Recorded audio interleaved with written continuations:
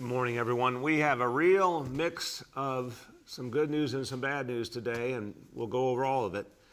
I want to start, in this case, I think a piece of good news that really does bear recapping. Yesterday, just a really beautiful gathering in Times Square, a really clear sign of our recovery, the fact that New York City is coming back. Broadway's coming back. I was joined by Lin-Manuel Miranda in Times Square with live music, live singing, a joyous occasion to mark the opening of our vaccination center specifically for the theater community and the film and TV community to help bring them back strong. We need our cultural community back. We need all of New York City to come alive again, and we are a city of culture and the arts. And making sure that folks are protected so they can come back and do this great work is so important. So there was really a joyous atmosphere yesterday because it was a celebration of the fact that we are coming back and folks now have a place to turn for free vaccinations. But really it was a celebration of the beauty of the arts and culture in this city and the fact that people are yearning for them. Lin-Manuel Miranda made the point that just seeing a live performance again meant so much to him. And you could tell, it was just like gripping him. And I think that feeling is going to be so true for people this summer, this fall, all over New York City as we come back to life. So thanks to Lin-Manuel Miranda and Luis Miranda, his dad, who's done so much for this city. It was a very special moment. Now, everyone, I said we have a mix of good news and bad news. This one is definitely in the bad news category. We have breaking news this morning from the FDA and the CDC recommending a halt to the use of the Johnson & Johnson vaccine. The information so far, and our doctors will certainly speak more about it later on, but that there have been a few instances of blood clots. Apparently these are very rare in the scheme of things, 6 cases out of 7 million shots given. But out of abundance of caution, the federal authorities are calling for a pause, for a full investigation to be done. I want to give you the facts from this city. So far, there's been 234,000 doses of a Johnson & Johnson vaccine given, and thank God, no reports at all to date of any blood clots. But we take this very seriously. The federal government has called for a cautious approach here. We are acting on that immediately. And this is, look, it's a challenge. And it's certainly something that makes me sad given how much progress we've been making lately. But it's also an example of an early warning system working because a problem was identified, was actually noted quickly and acted on quickly based on just 6 cases.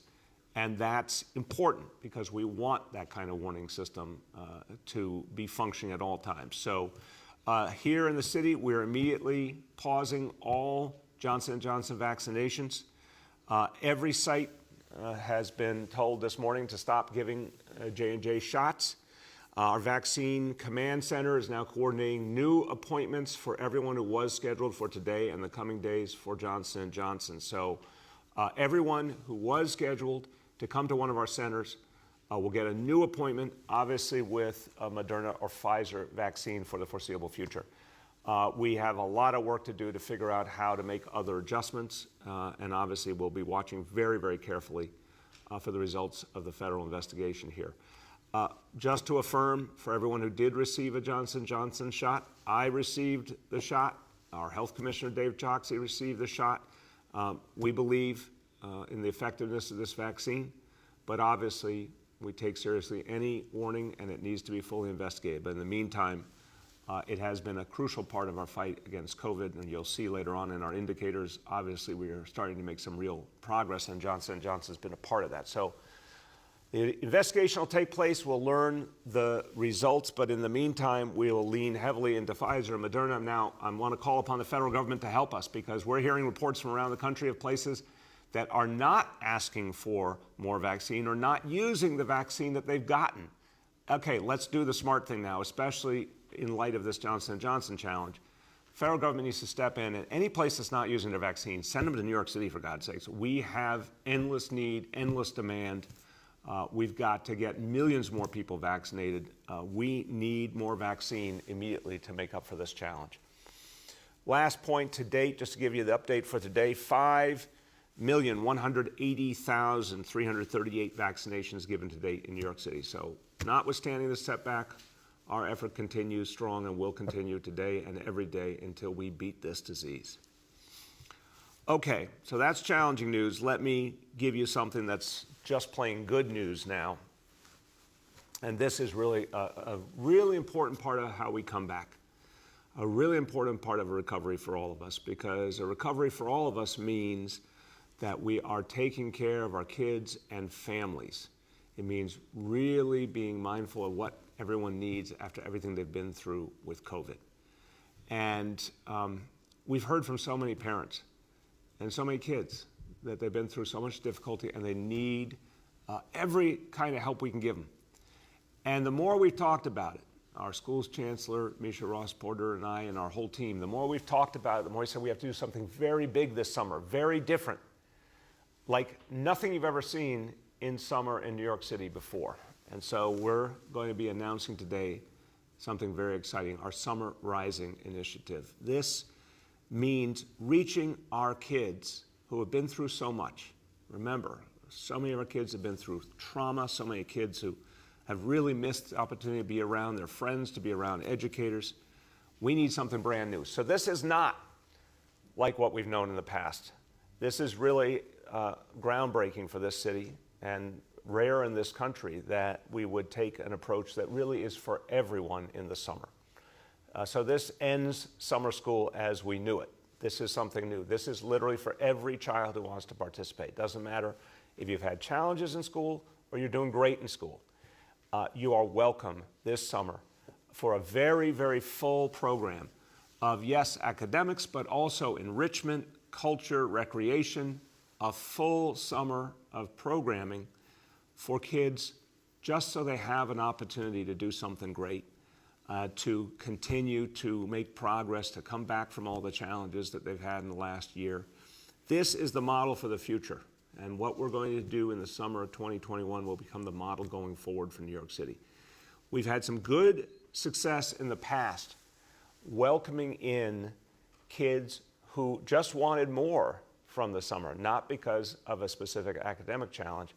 We want summer to be a time where kids can take full advantage of these additional weeks and really, really add to their knowledge and also have just a wonderful experience all around. So we're going to not only be bringing in educators in the Department of Education, we're going to be bringing in the great folks at the Department of Youth and Community Development and all the nonprofits they work with who do great work every summer with kids to create something brand new. And this is exciting. I want to emphasize it is open to all our public school students, all, and it is free. We are ready to accommodate as many kids as want to be a part of this summer. And applications will open on Monday, April 26th. And that will be for programs at the K to 8 level, and we'll be doing applications for kids in high school soon thereafter. Also important that unlike any of our previous initiatives, this will start summer opportunities starting at the kindergarten level. So, this is groundbreaking for New York City. This is a new kind of opportunity for families and kids. It's free, it's exciting, and I know a lot of educators are excited about it, a lot of families are excited about it, and I think there's someone very excited in the Bronx right now, and I believe there's a lot of energy up there, to maybe some cheering going on. Principal Luis Torres, Community School 55 in the Bronx. Are you there? Yes, sir. Thank you, Mayor. Before I begin, I'd like to give Ms. Versami, our Big Apple finalist, and her first grade class a chance to say hello.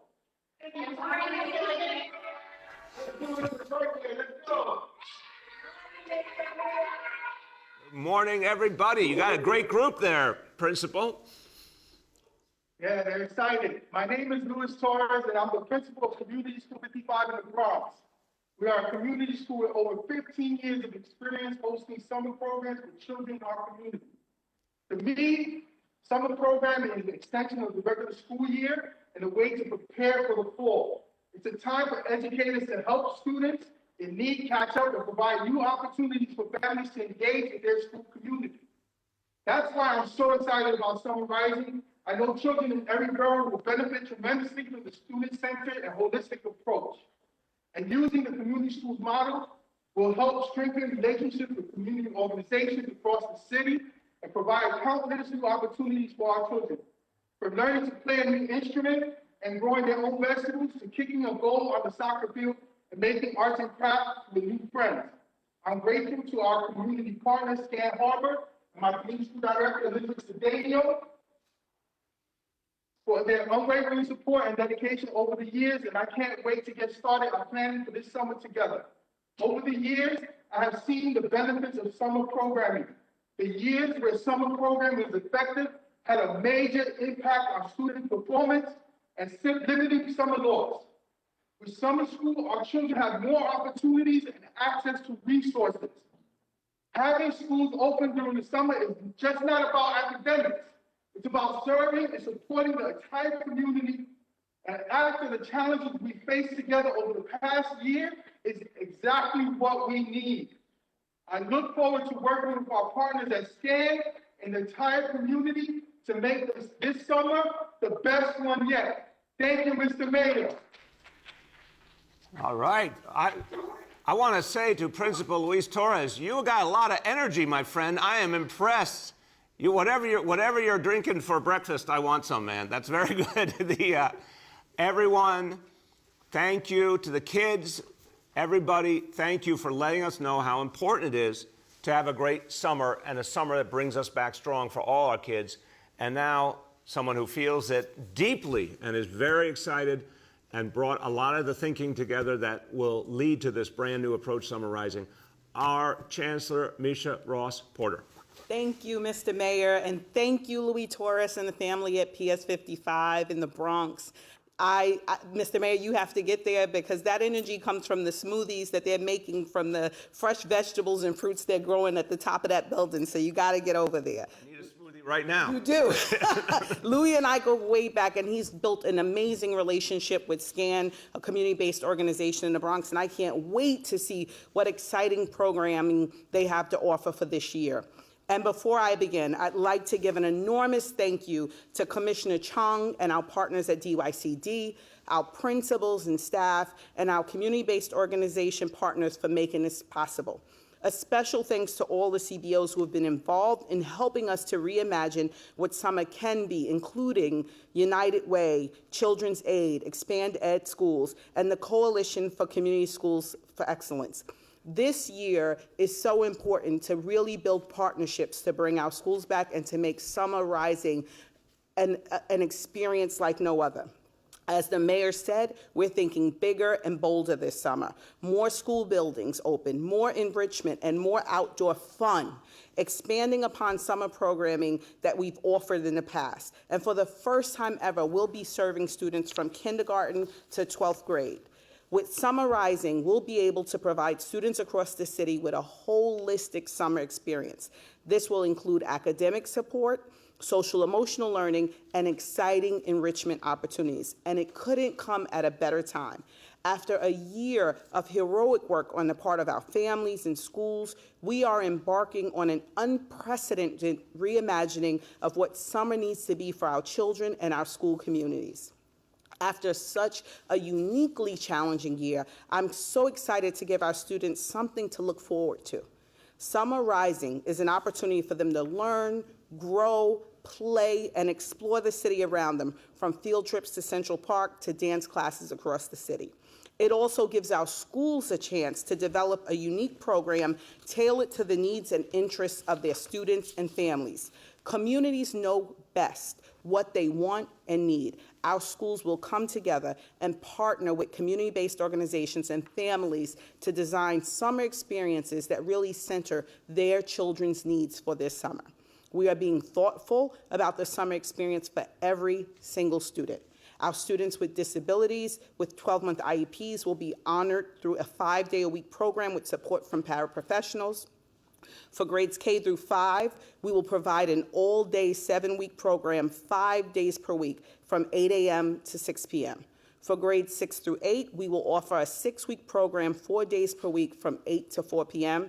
And for our high school students, we will continue to offer support for unfinished coursework and academic acceleration.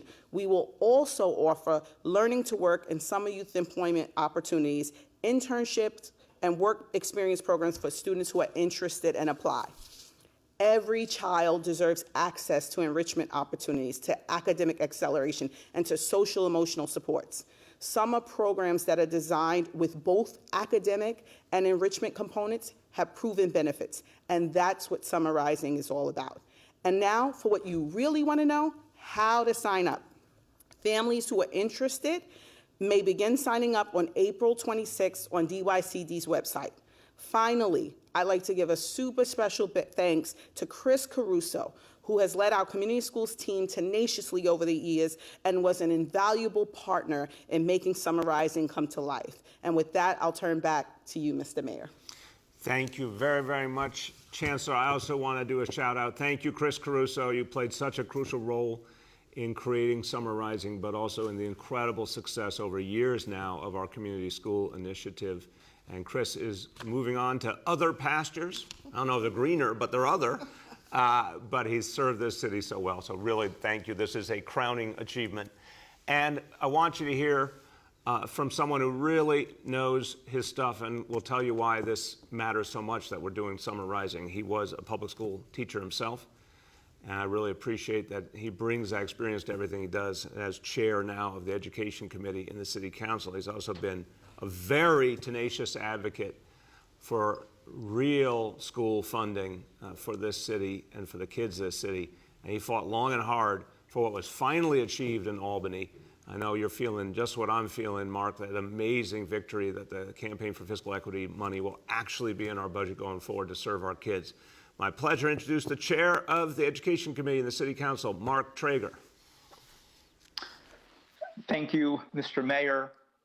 Thank you, Chancellor Ross Porter, to all of our great friends at DYCD, to those watching. Yes, major news out of Albany and major news also from Washington. Thank you, Mr. Mayor, for helping advocate for years, even prior to being mayor, to fight for equity in terms of education funding. I want to give a big public shout out and thanks to Chancellor Ross Porter. You know, when she and I met recently, we discussed the importance of reconnecting. And reconnections means different things for our students. There are students who need additional academic support. There are students who need additional support in social emotional learning. There are students who need help in terms of employment, particularly our high school students. So this, to me, quite frankly, is a grand slam home run. And I would also argue that there's an issue of equity here, because if you're a child with an IEP, there's a program for you this summer. If you're a multilingual learner, there's a program for you this summer.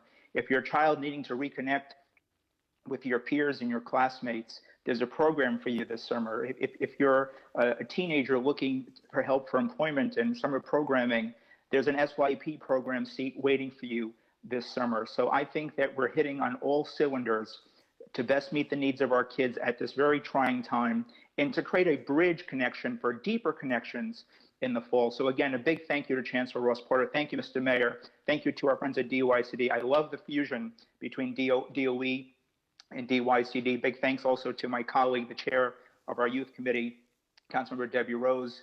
This is a great day for our kids. Thank you, Mr. Mayor. Thank you so much, Mark, and thank you for your support throughout. And Mark made a good point. This is about reconnecting. And think about the kids who haven't had an opportunity to be around other kids, haven't been around loving educators in a long, long time. This is going to be an amazing opportunity to really supercharge our comeback and really do great by our kids and our families, but also open the door wide to that moment in September where all our kids come back to our schools 5 days a week. This is a crucial component to making sure we build that bridge to September. So Summarizing, very exciting and new reality for this city, and we're really looking forward to it. Now I'm going to talk to you about one more thing before I talk about our daily indicators. And so now we have some other good news things, and this is about celebrating New York City as well. This week is our 17th annual Immigrant Heritage Week. And this is so important to really celebrate who we are.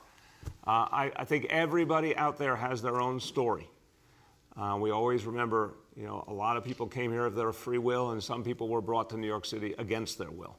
But for so many of us, the immigrant story is one of seeking something, a dream. I know it was true for my grandparents who came from small towns in southern Italy. I've been to those towns. They're about as far away as you could possibly imagine. And I always wonder, how did they have the kind of the hope, the energy, the faith to come thousands and thousands of miles away across the ocean and start a new life? Well, that's been the immigrant experience in so many different forms, and we celebrate it, and it's so much of what's made New York City great. So this city has been through so much, and even though there are those out there who try to attack and belittle immigrants, if they look at the success of New York City, they would realize they should honor immigrants and immigration, because this is what's been so crucial to the strength we've shown in this pandemic and so many other times before.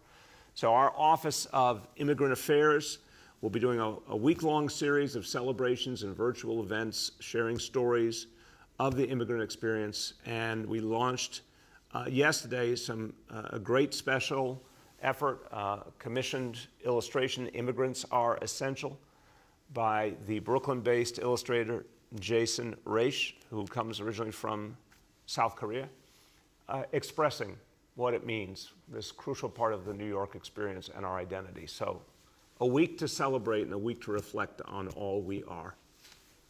Okay, everyone, let's do our indicators. And indicators today also, again, long battle ahead against COVID, but some good news in these indicators today for sure.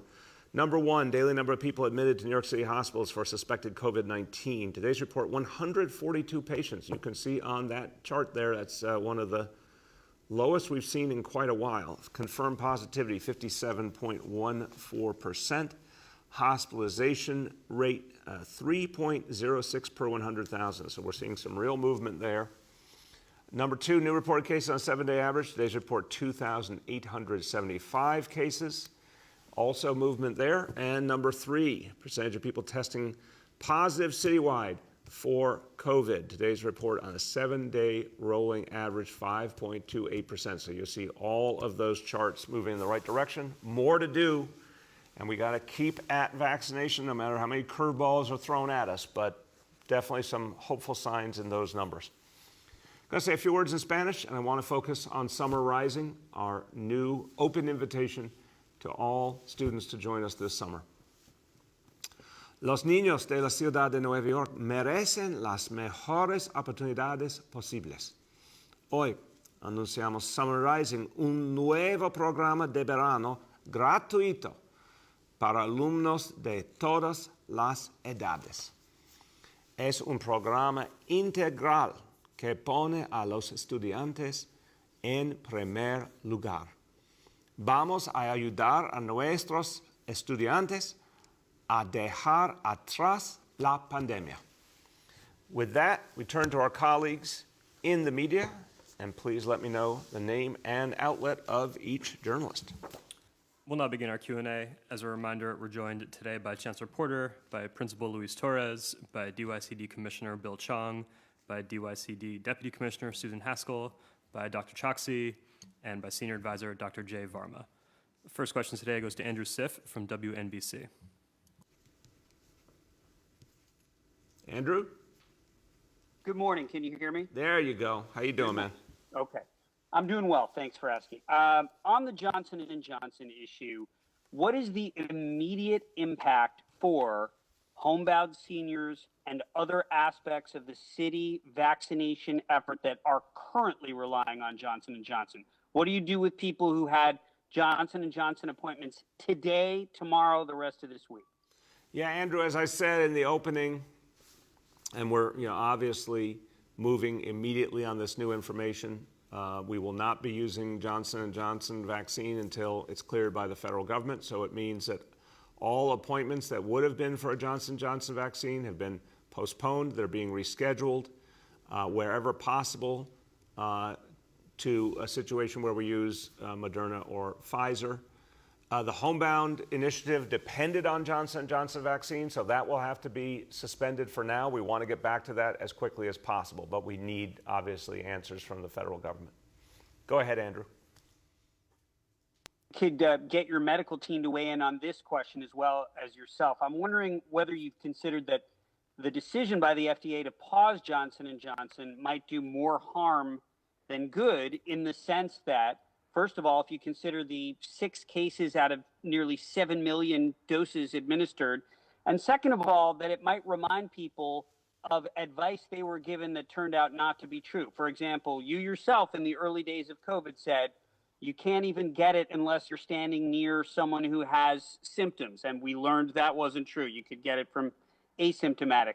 People were told this time around, well, the vaccines are safe.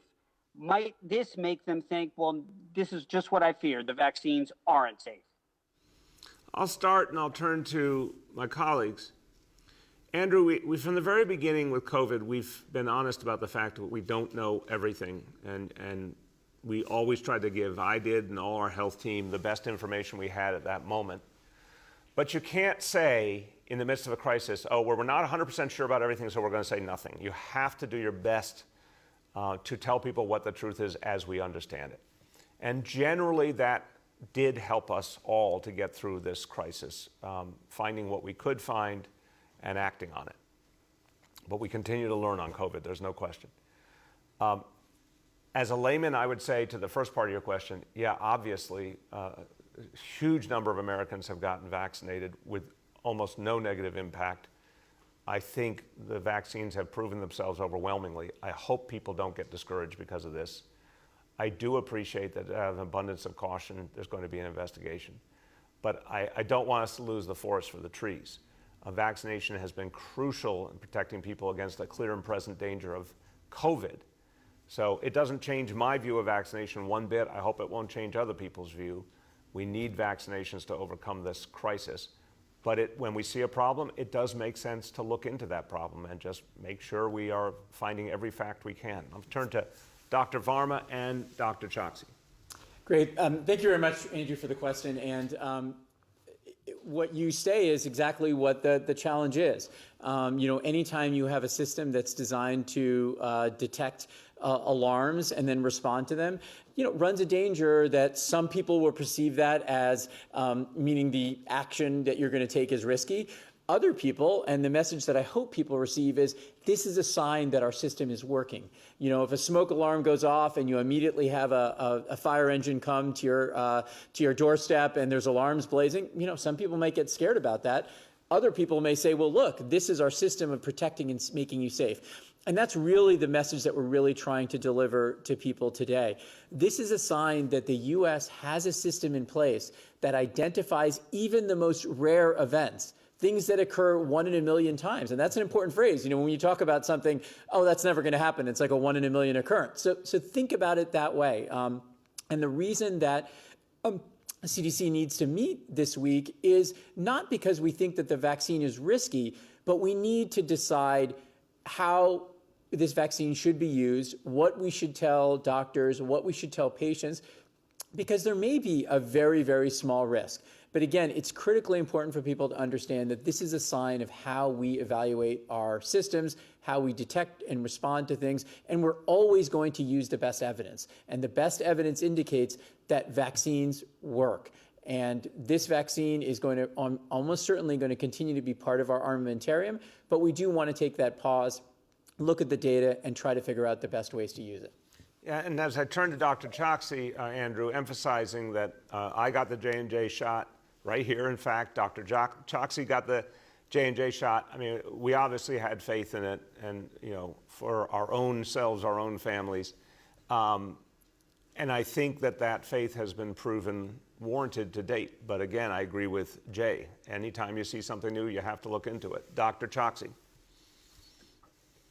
Thank you, Mr. Mayor. I just want to add 3 points briefly.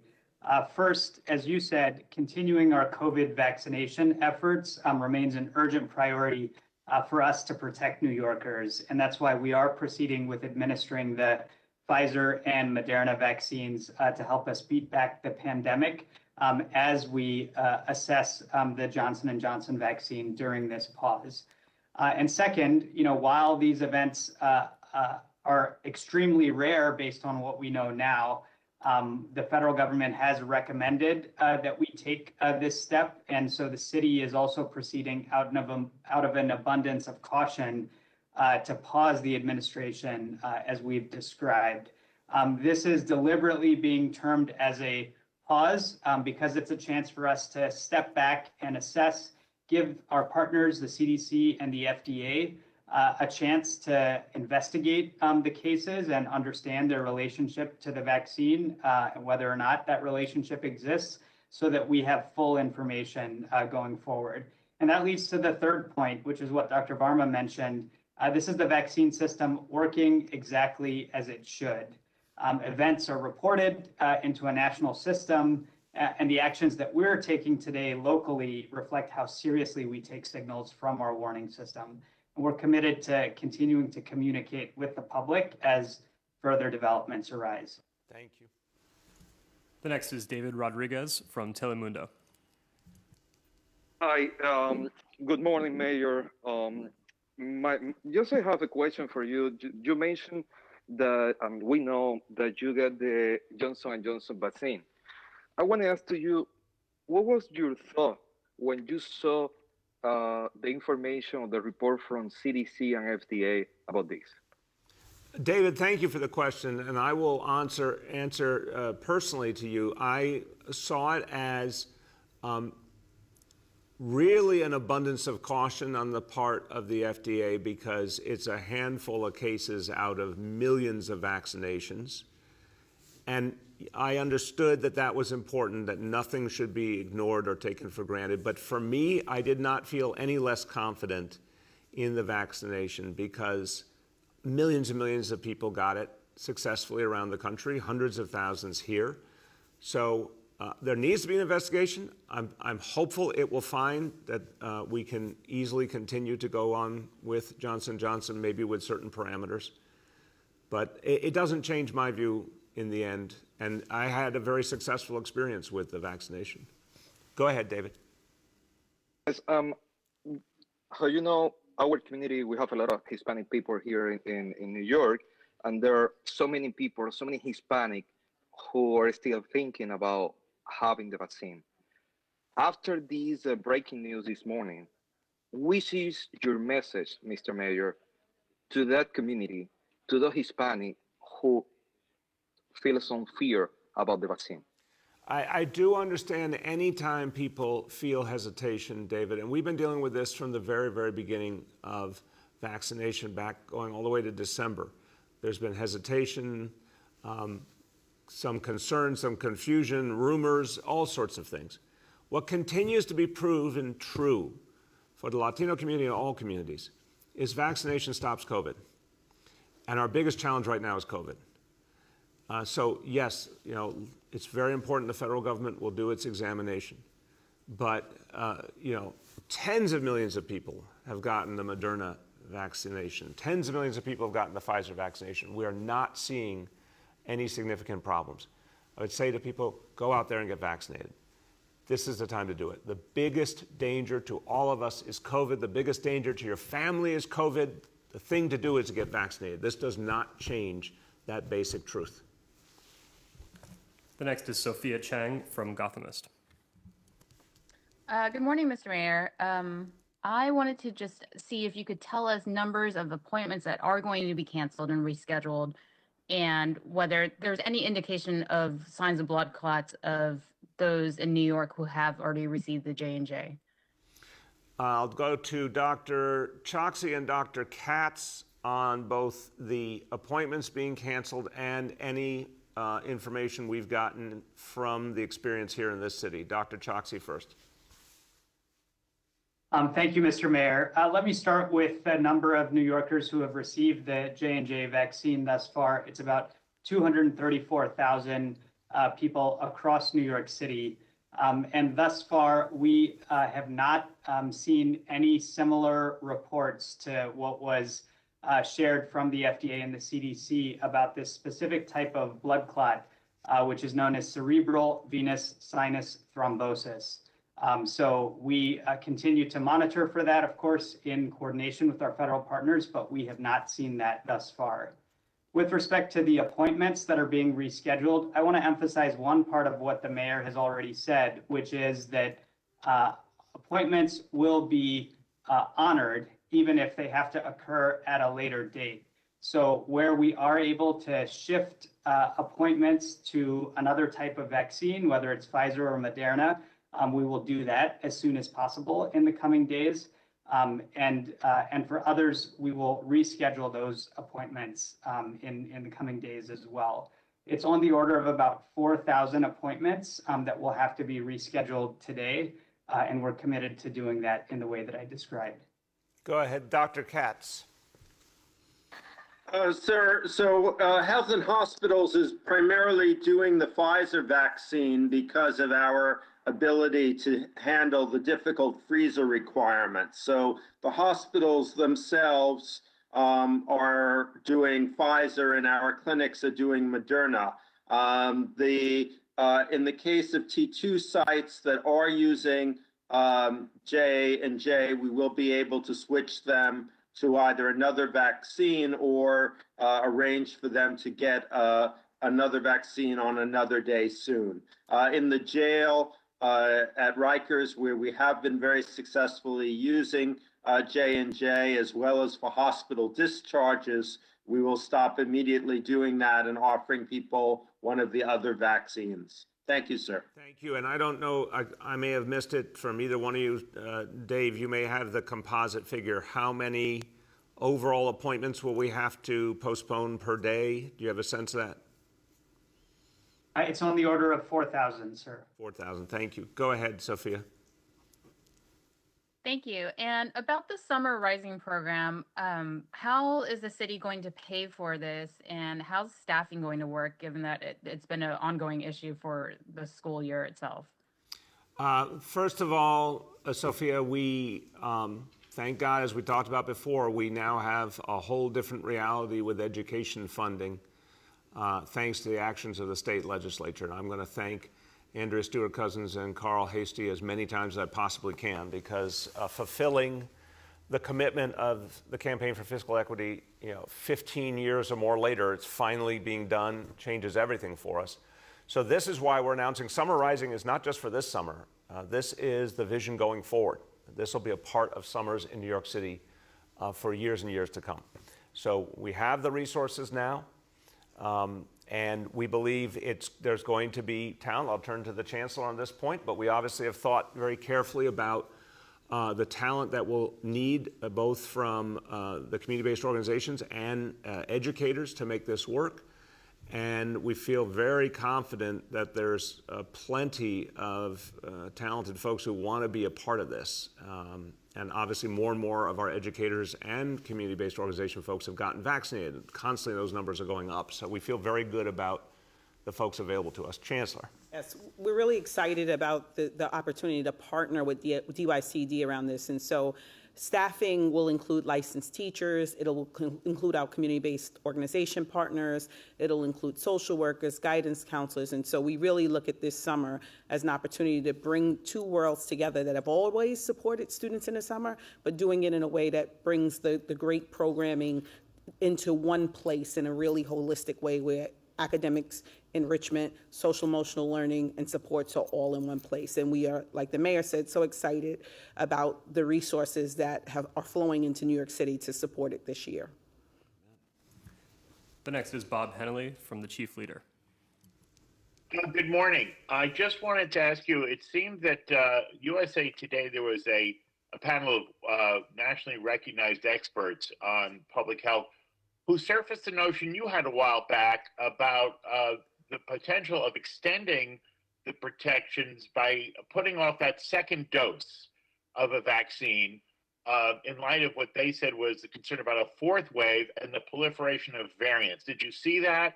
And could you make that case? I would imagine in light of Johnson & Johnson, that case is even stronger.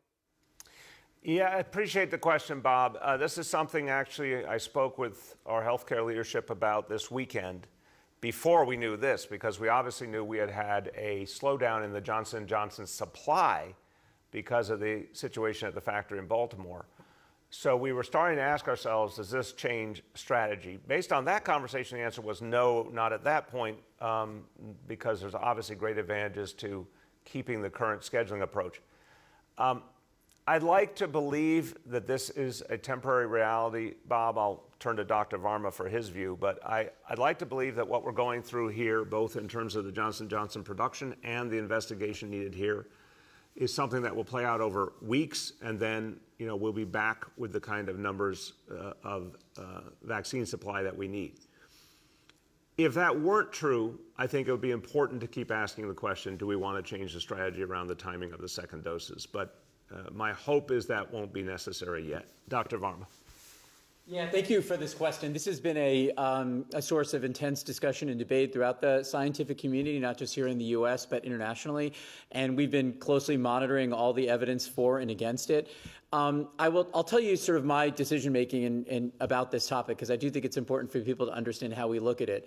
When there have been clear scientific studies showing the benefit of a regimen, in this case, the 2-dose regimen, we really have to be careful about changing that, because that is really the strongest evidence, is when you do a very high quality clinical trial, in this case multiple clinical trials, showing that 2 doses is effective. And we have seen some real world evidence from the UK, from Israel, that a single dose is effective. But we have also seen at the same time studies with the emergence of variants showing that a single dose is less effective in the presence of a high proportion of variants. And that is the situation that we have in New York City right now, where the vast majority of cases right now are caused by new strains. So it really leads me to believe that even though there may be some benefit from giving a single dose and spacing it out, there is a real risk in doing that as well, especially given the situation we have. And I think we also need to look at the epidemiologic context, as the mayor has noted. What we've seen in the past week are really encouraging signs that the combination of all the individual measures people are taking, plus the vaccines, are driving cases down. And there was a risk that with this high level of variance that we may not get there. So I do feel at this point right now that continuing the strategy that we have is the best approach. But of course, we are going to learn more as we hear from the J&J vaccine and we learn more about our vaccine supply. Thank you. Go ahead, Bob. Yes, also in the state budget, it was such a huge document. There was a provision for city employees, up to your discretion, to seek early retirement. As you know, because you've commented on it often, this has been an unprecedented burden on this workforce. Can you talk about the parameters that go into the thought behind this? Do you support it? And give us a TikTok so people can plan their lives. Because right now what's happened is there are people that are struggling with long-term COVID. You may have a household where 2 people are in the civil service. One has reached retirement, the other hasn't. Can you add some clarity and give us some transparency about how this process will play out? Yeah, thank you, Bob.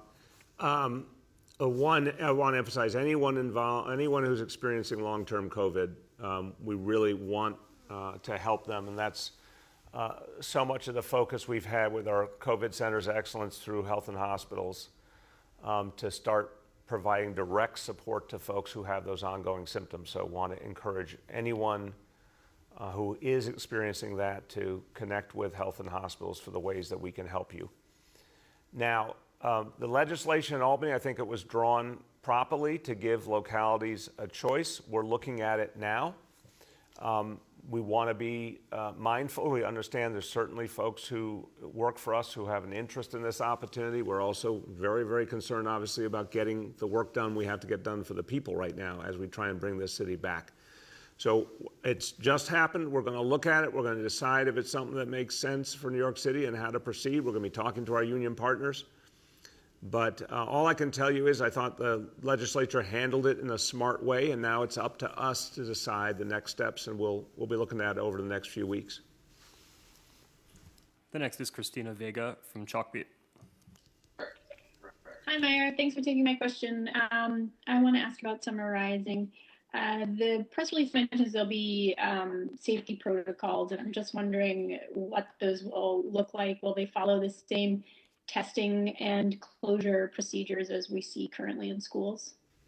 Yeah, Christina, it's going to be that same basic approach.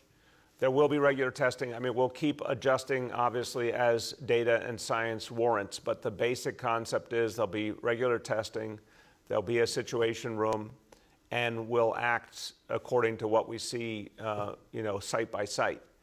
That said, we're really, really encouraged by what we're seeing overall in our school communities, and I expect it will only get better as we go into the summer, because by then we still, even with current events, I still think we're going to get 5 million people vaccinated in this city, and that's going to change the reality with COVID fundamentally. Go ahead, Christina. Thanks. My second question has to do with students who don't have 12-month IEPs, who just have 10-month IEPs.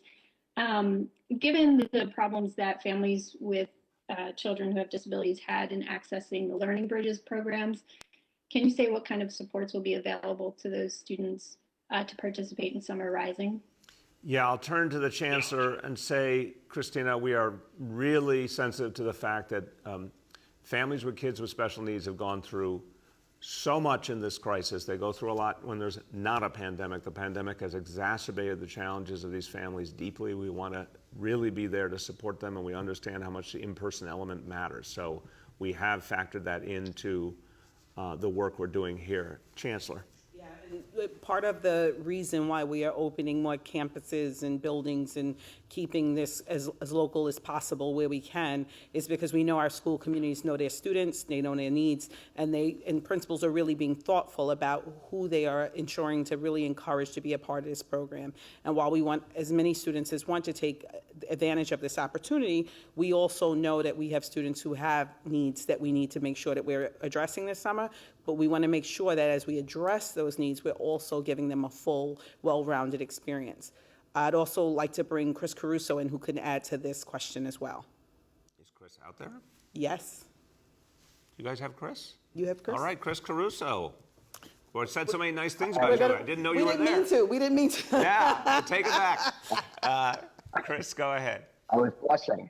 Hi, thank you, Mayor. Thank you, Chancellor. And thanks for your question. Yes, we're working with the Department of Youth and Community Development on the staffing of this, and all buildings will have paraprofessionals to support the needs of our students with IEPs. We'll also have social workers and nurses and other mental health professionals in the school buildings to make sure that mental health and SEL needs are met.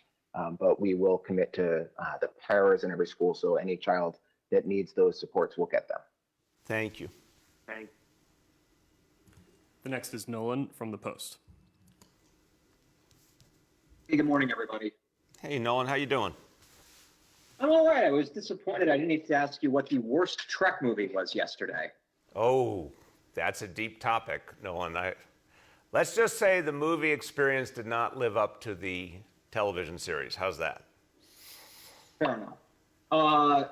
On the topic of the Summer Rising program, about how many kids do you expect to enroll into it, and what's the price tag for it?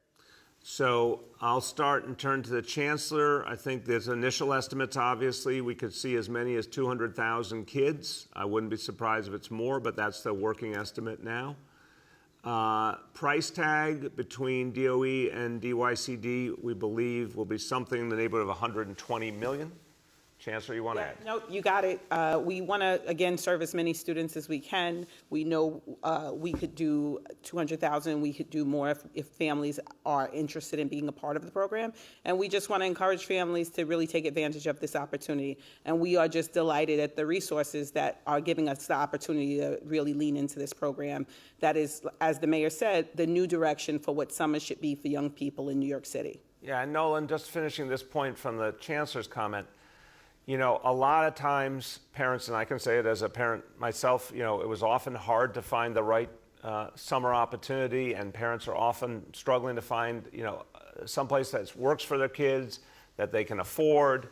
You know, we want to just cut through all that this summer and say, if you don't have something else and you're looking for something, we have a great alternative that involves academics, it involves recreation, it involves culture. It is free to all parents, substantial hours, especially for younger kids that parents need.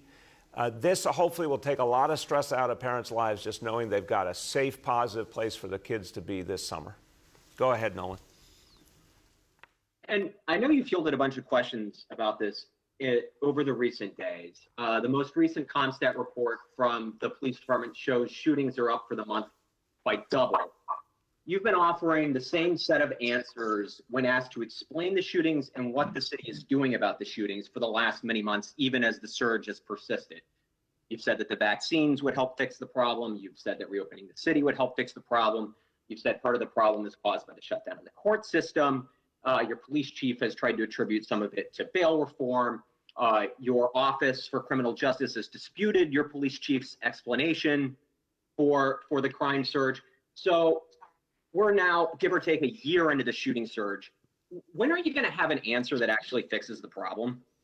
Nolan, again, you're an intelligent person, so you understand that this whole society went through a huge upheaval last year, and to undo what happened as a result of a global pandemic, it does take time, but it is happening, because exactly what I believe is you need to bring back the whole society. That's happening. You need the vaccinations that are happening. You need a lot of vigorous efforts by the NYPD to get guns off the streets. Again, we're at a 25-year high in terms of gun arrests and getting guns off the streets.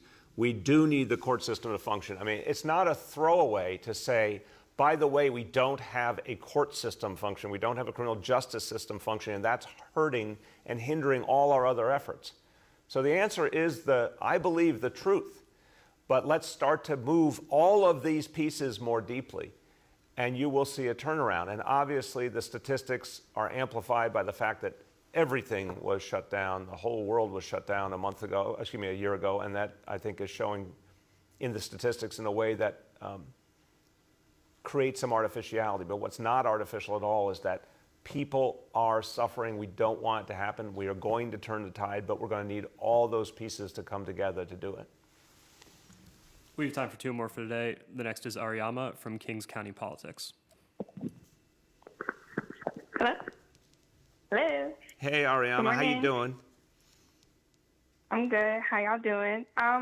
So I got to hear you this morning on Hot 97. You were talking to Ebro about Dante Wright. So I just wanted to pivot a little bit and ask some follow-up questions about that. Go ahead. So very specifically,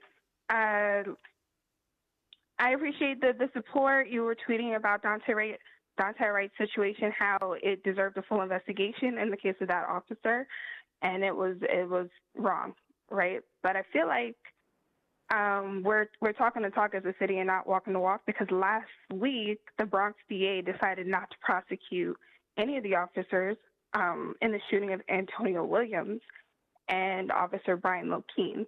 So I feel like it's very similar situations. In which it was quote-unquote mistaken or friendly fire, and 2 people died in this situation instead of 1, and nobody's being prosecuted. So my question is, can you just explain to me how the situations are different, and why wouldn't the Bronx DA prosecute anyone? Ariana, I appreciate the question, and I can tell it's a very sincere question. I mean, first of all, I can't speak for the Bronx DA. And obviously you should ask her thinking, but I can say I truly believe they're very, very different incidents. I mean, I think the shock we're all feeling from what happened in Minnesota is it's just unconscionable. It's just unbelievable that in a traffic stop where there's a number of officers around, there was just no reason in the world to use a gun. And it's just unbelievable that happened. And again, the notion that the officers said they thought they had their taser in their hand. You know, I said this morning, anyone who doesn't know the difference between a taser and a gun should not be a police officer to begin with. So I think what happened in Minnesota is horrifying, and it's just this horrible, like, when is this country going to stop killing black people? Like, what is going on here? It is not acceptable. It has to end.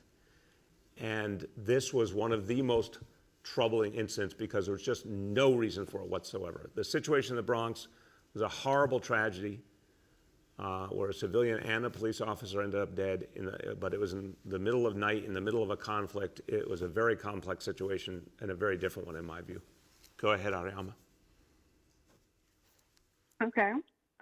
My follow-up to question for that is, because you were also talking a little bit about police initiatives and diversity hiring, as we have been for past week.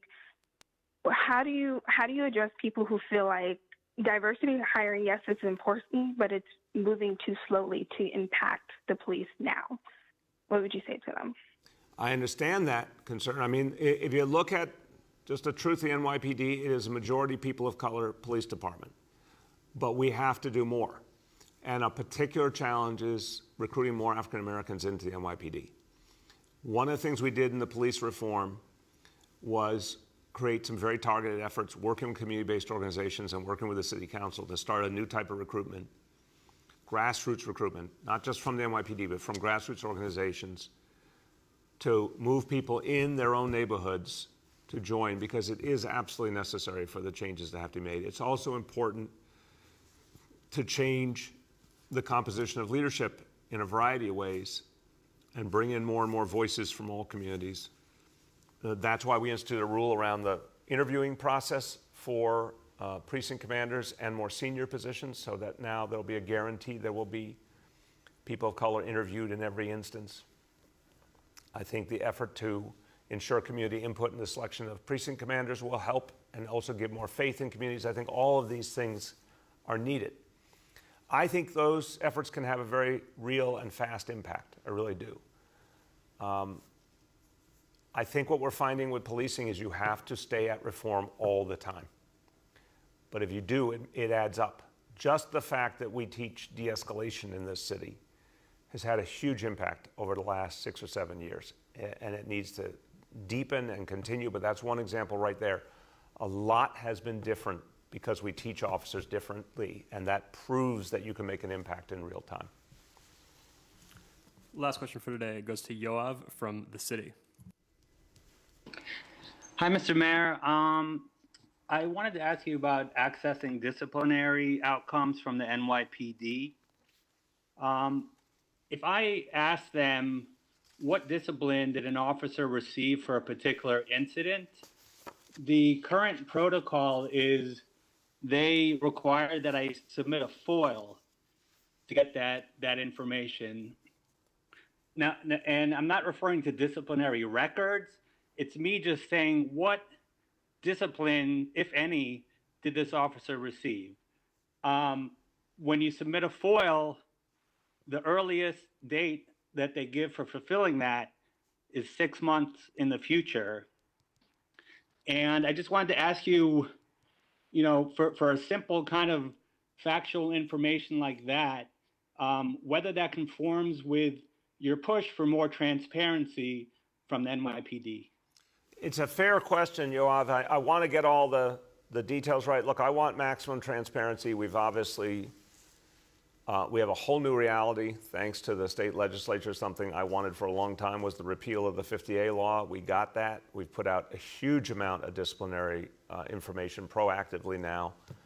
I believe that transparency is helpful. I want to understand what's happening with the specific types of requests you're talking about, so let me find out more about that and respond. But there's no question directionally, more transparency is helping build more trust between police and community. Go ahead, Yoav. Thank you. I'd appreciate, I guess, hearing back from your team on whether that's going to change. The related issue is last summer, the New York Times published 60 plus videos of officers using alleged excessive force against protesters.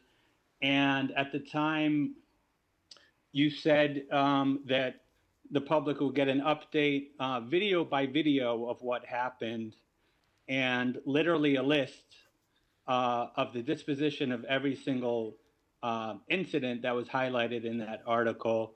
I know the lawsuit over 50A has delayed the provision of that, but what's the status of that? Same thing. I asked the NYPD for it and was told to foil, but obviously I don't have the names of the officers in each case, so that's impossible.